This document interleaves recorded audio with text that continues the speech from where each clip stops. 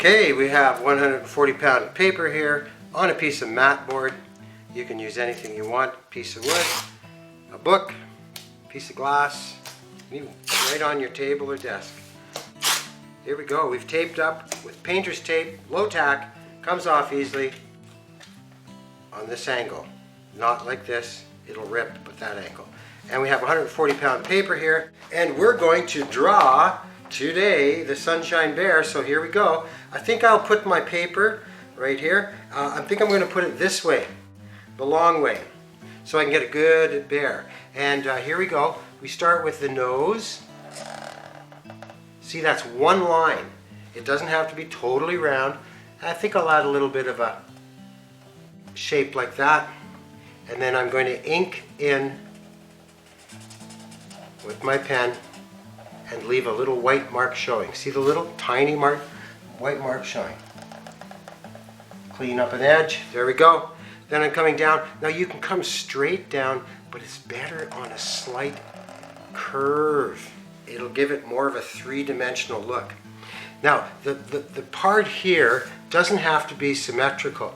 As a matter of fact, I really like that. Really push on the pen and squeak because I want one complete line. You see, I've done it so it's a little bit off balance. If you like nice and straight, make a perfect circle. No problem.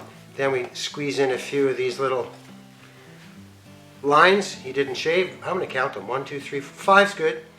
Remember, the odd numbers work better. And here comes his little lip. You'll hear that squeak. That means I'm really applying pressure to keep my line the same thickness. There we go. He's got an attitude in his mouth. Okay, for the glasses, there's a million ways to draw glasses. I'm going to do a simple version here. I'm just going to go up with a zigzag. And then I'm going to mark the middle here so that I get a good line. And I'm going to do a nice arcing line. If I want a good line here, got my arm on the table, and I'm letting the weight of my arm sit on the table, and I'm going with one good long straight line. Maybe made them a little big, but that doesn't matter. Doesn't matter at all. Now I'm going to bring them right in here, and right in here. Okay, oh, these are more like goggles. I like this. So mine have turned out like goggles. I might add another line inside here. I'm designing something on the inside. Sunglasses or goggles come in all kinds of different shades. And I think, you know what, I'm going to add another one here and here.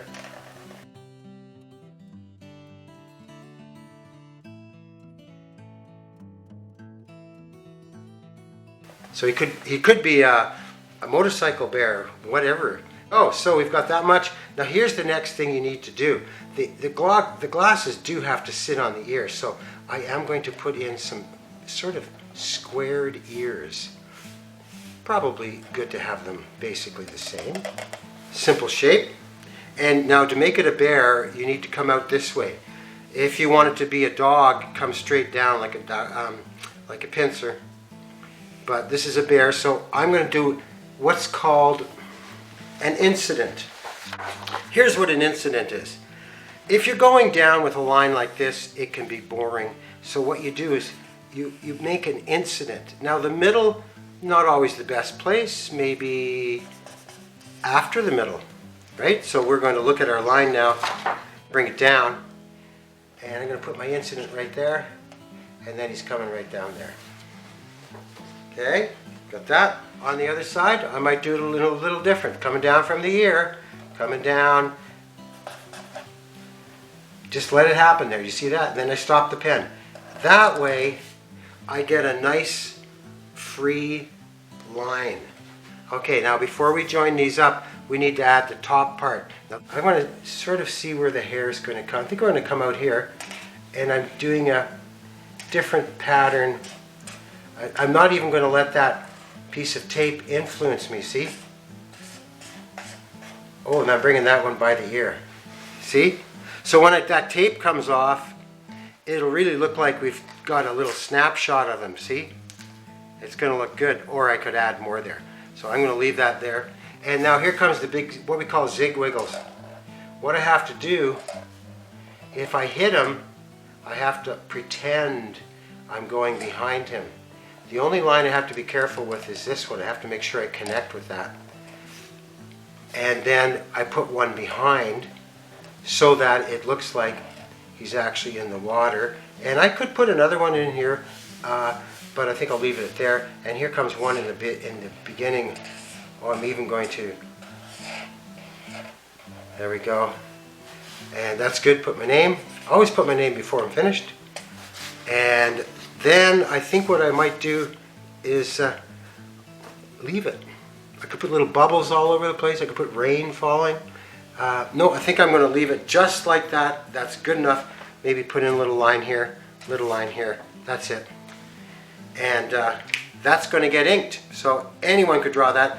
If you don't like the idea of it being sort of cut off there, you can always shift it down, redraw it. Or I could, see there's enough room there. I could do this. I could add one more there, and I could add one more here. See? And then shift my tape up a bit. There we go. So remember, no mistakes in art, but sometimes we do have a little adjustment. There we go.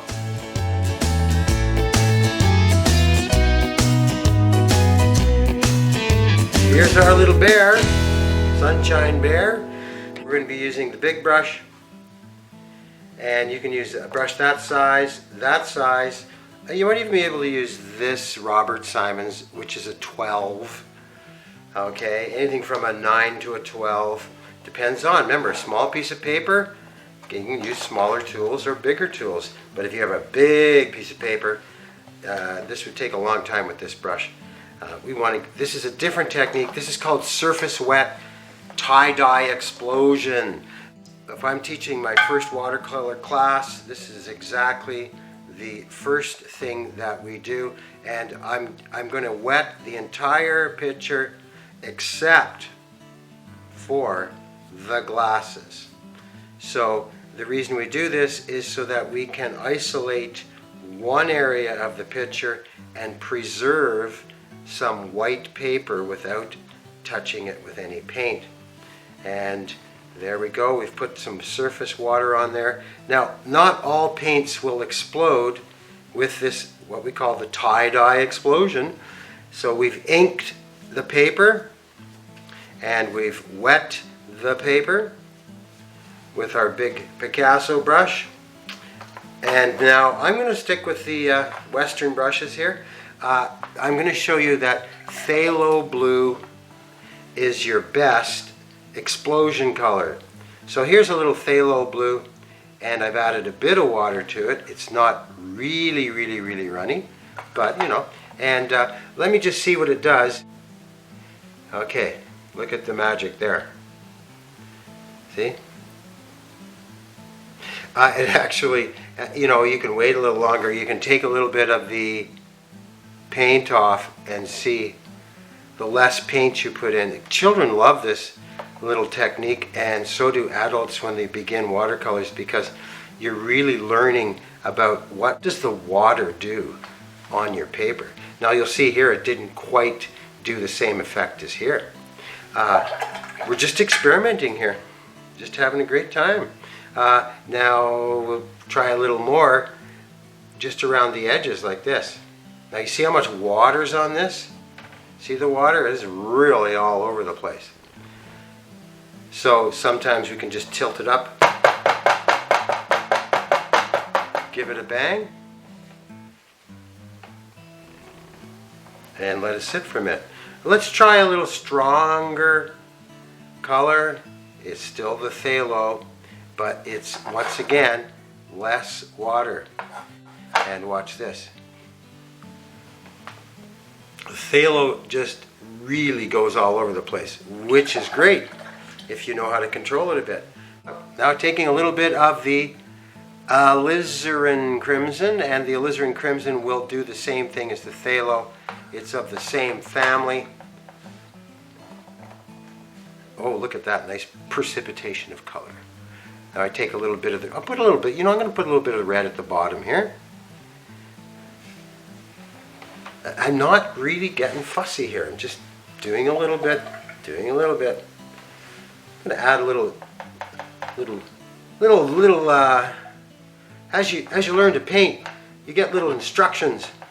Where they come from, well, a little darker there. See that one?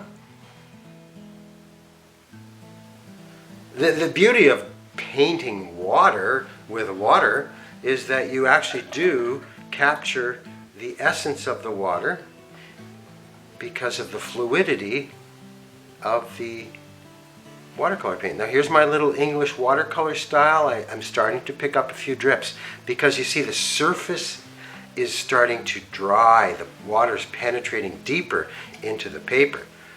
So if you really, you can get really good with this technique because if you can keep adding paint, the water keeps, the paper keeps getting a little bit of water, and it starts to get just really responsive.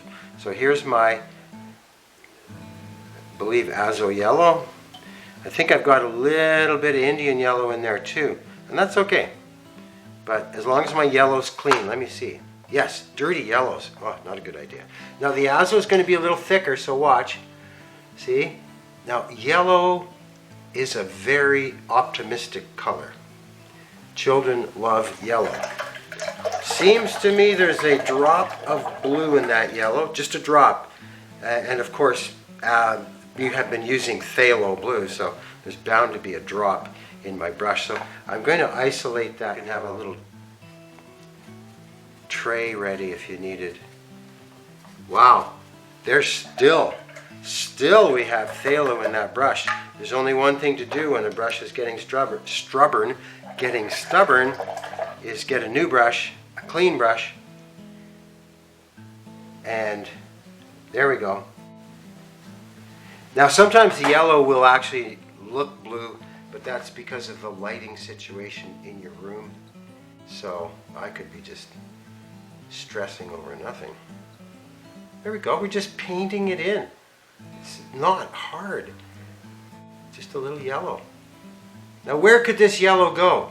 It could go green, it could go orange.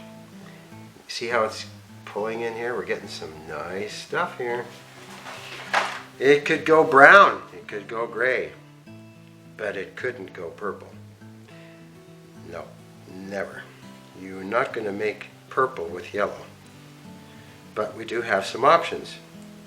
So now, see, I probably want to keep this nice and clean. Always have some tissue ready to get back some white. I think if I did this picture again, I think I'd leave that dry too. And so we'd have two spots of white. But notice we've got a little white here and there on the waves. And our original spot, I really like that. I think I better pick this drip up. So notice I'm just taking my time, not touching this. Don't touch that. But this is still wet, so I'm going to drop in a little bit. This is very, very interesting. It's quite thin. If I made it thick, it wouldn't spread. So I'm going to drop in first on this part. Drop in a little bit of the red. Notice I'm using my sable brush now because that other one I figured had blue in it. And it just might. And I'm gently putting in a little bit of red. I'm watching the dispersion. It's pretty much staying put. I can do the little tap method if I want to get it a little thicker in areas, like maybe on this side. Maybe the sun's coming from here. Looks like a blue sun. That's okay. So I look at it, you see? Just dropping it in. Remember what we've learned in the other classes. Watercolors dry lighter. And they never look the same when they're dry as they do when they're wet. So, see this one's spilling over a little bit? No problem. Zip. There it is too. There.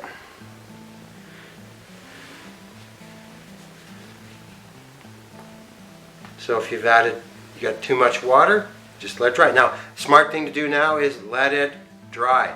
Excellent. I might, no, let it dry. What's going to happen if I add more phthalo here? What's going to happen is that it's going to bleed into here. So what would be the smart thing for me to do right now? Ask yourself, Mr. Mulvey, what should you do right now? Mr. Mulvey, you should stop and let it dry.